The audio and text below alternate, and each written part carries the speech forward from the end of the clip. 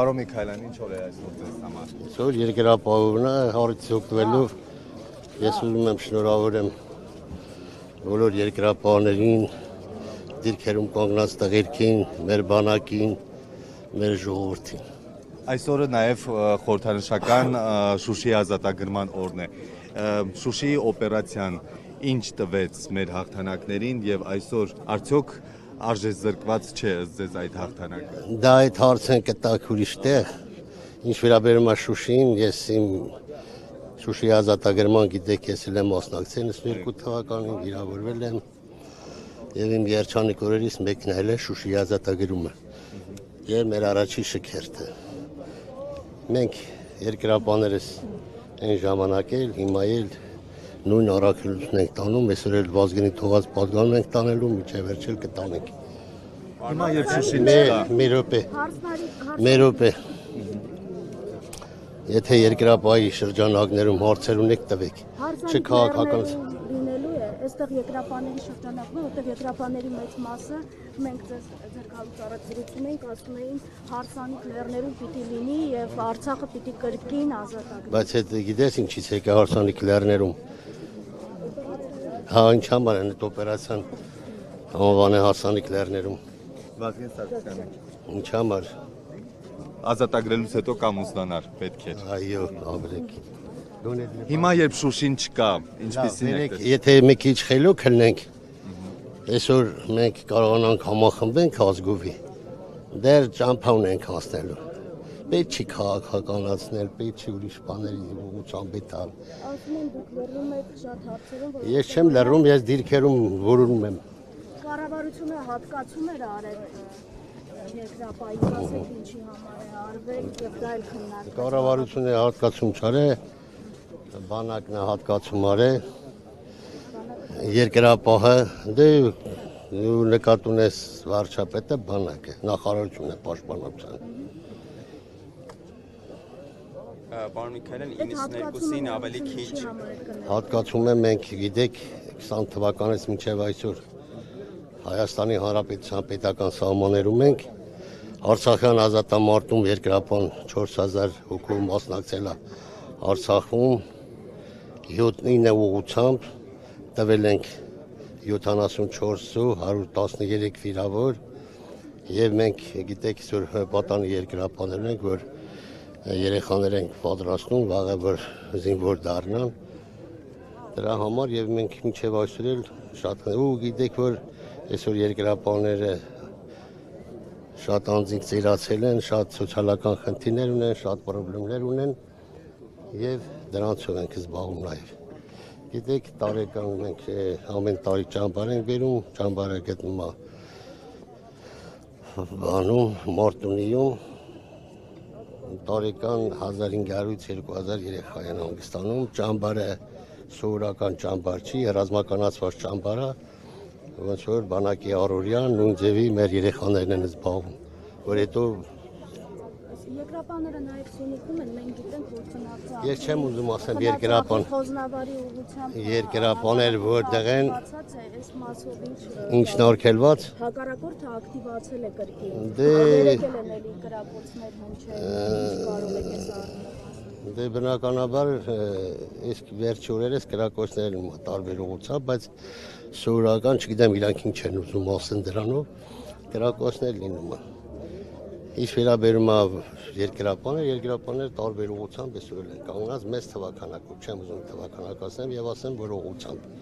Պարոն Միքայելյան, 92-ին մենք ավելի քիչ ռեսուրսներ ունեինք, քան վերջին տարիներին, բայց կարողացանք Արցախը ազատագրել, Շուշին ազատագրել, որն էր այդ հաղթանակի համախմբվածությունը եւ Վազգեն Սարգսյանը։ Այն ժամանակ գիտեք տարբեր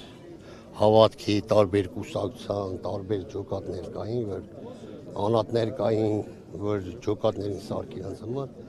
սպարապետը կարացավ համախմբել բոլորիս, չունենալով բանակ, մենք տարանք հաղթանակ եւ բանակի բանի երկրապահի հիմքի վրա ձևավորվեց բանակը։ Իսկ ներկապահը երկրապահը ես կոչ եմ անում հայ ժողովրդին, որ համախմբենք ժողովուրդ։ Այսօր դեռ մենք ճանապարհ ունենք հասնելու, այսօրվա թե վերցնենք խոշոր տիրությունների վերադասավորումը, հատկապես մեր տարածաշրջանում, հետագայում չգիտես ինչ անելու, դրա համար մեր ժողովրդին համախմբվածությունն է պետք,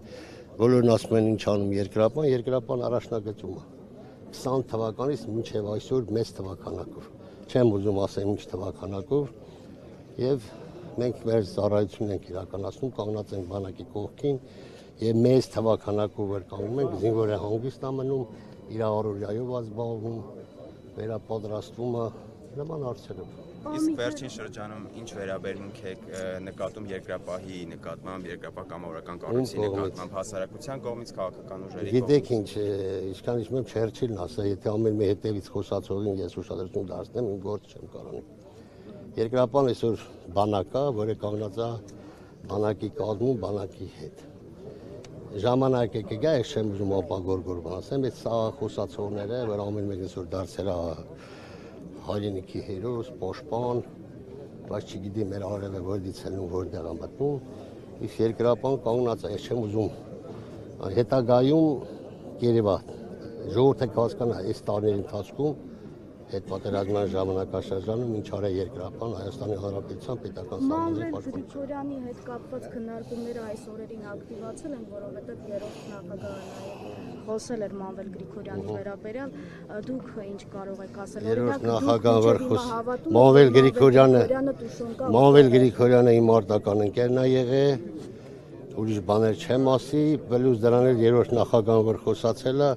այսօր այն Մանվել Գրիգորյանի որ բռնին երրորդ նախագահի կուսակցական անդամ է, իրանից թող ճշտի։ Դուք մինչև հիմա ինչ եք կարծում, Մանվել Գրիգորյանը դուշուն կա ու թող է։ Ես այդ փաստերին չեմ ուզում անդրադառնամ, ես ձեզ ասացի, Մանվել Գրիգորյան իմ մարտական ընկերն է։ Պարոն Միքայելյան, Շուշին դժբախտ դժգույն էր, թե ռազմավարական կարևոր հենակ է։ Արդեն դու ուրիշ տեղ տարար։ Ես իմ բաժին առաջնորդում եմ երկրապահ։ Իսկ հիմա մեզ համար ճակատագրական պահ չի, Արցախը կորցրել ենք, Հայաստանն ենք։ Դաշտային հրամանատար 90-ական թվականներից մինչև այսօր էլ ես իմ գործն եմ անում։ Արցախը ով է կորցրել, գնա Իրան ասա։ Դուք ավելի մոտ։ Լսար, մոտ եմ ես այդ տականքներից չեմ էլ ուզում, զզվում եմ իրանցից։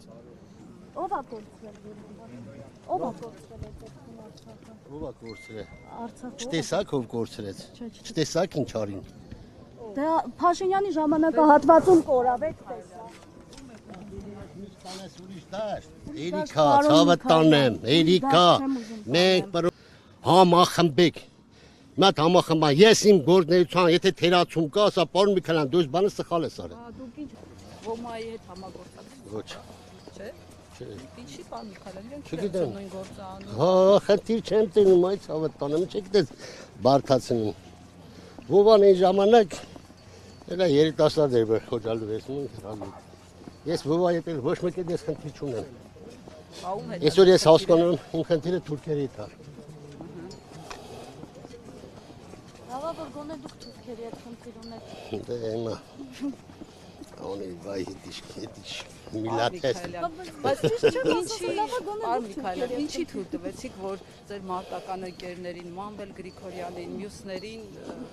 դարձնեն բան էլի, ասենք, տուշոնկի գող բան, այս տիպի, ինչի թույլ տվեցիք։ Լսի ցավը տանեմ, այդ ինչ որ արվել է, ես քիչ առաջ ասի, ինչ արվել եւ մի ուսակցան մեջ այդ մարդ։ Ես այդ ժամանակ ընդհանրապես որևէ այսքան ժամանակ լսել եք, թե Մանվել Գրիգորյանի, թե Սեյրան Սարյանի, թե որևէ մեկի մասին մի հատ վատ բառ ասեմ։ Նրանք բոլորը իմ մարտը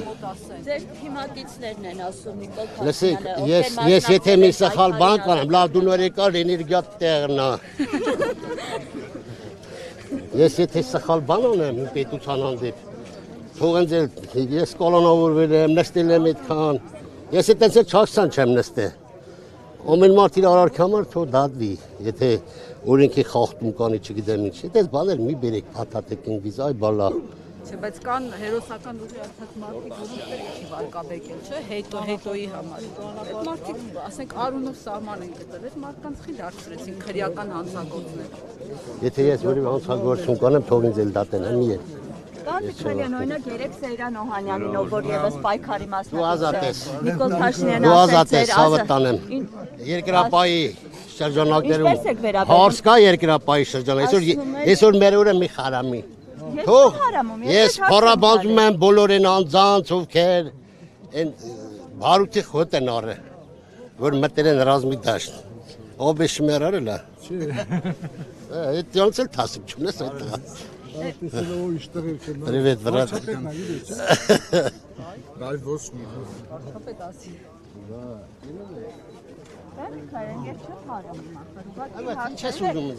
Երկրապահի օրն այսօր, ես երկրապահի վարչության նախագահ, երկրապահի թարցունես իմ հետ կապված։